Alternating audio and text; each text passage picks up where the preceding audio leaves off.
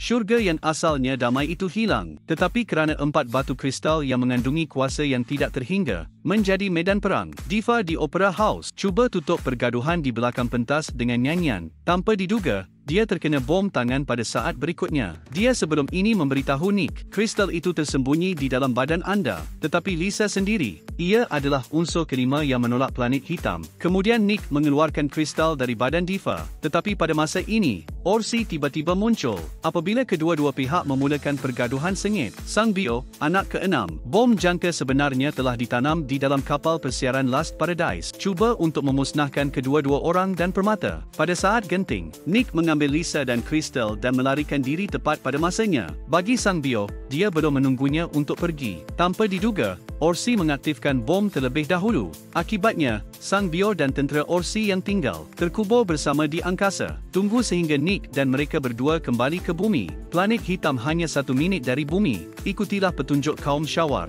4 permata diaktifkan mengikut urutan. Tetapi saat genting, Lisa enggan melepaskan kuasanya. Melihat bumi hampir musnah, Nick menggunakan tindakannya untuk menyedarkan iman Lisa. Dia bercerita cinta dengan tekad senyap. Ia adalah kuasa paling berkuasa yang patut dilindungi untuk umat manusia. Lisa akhirnya membuat pilihan. Dia menggunakan tubuhnya sebagai bayang-bayang. Lepaskan kuasa penuh 4 permata. Pancaran cahaya yang menyilaukan menembusi langit, tepat memukul planet hitam, menjadikan ia habuk dalam sekelip mata. Tunggu sehingga cahaya hilang, bumi kembali tenteram, dan Nick dan Lisa, yang menangis, juga perlu berehat sebentar di dalam balang selama 5 minit. Lau Wang berkata bahawa filem boleh membantu anda mengalami semua jenis kehidupan. Jumpa lagi lain kali.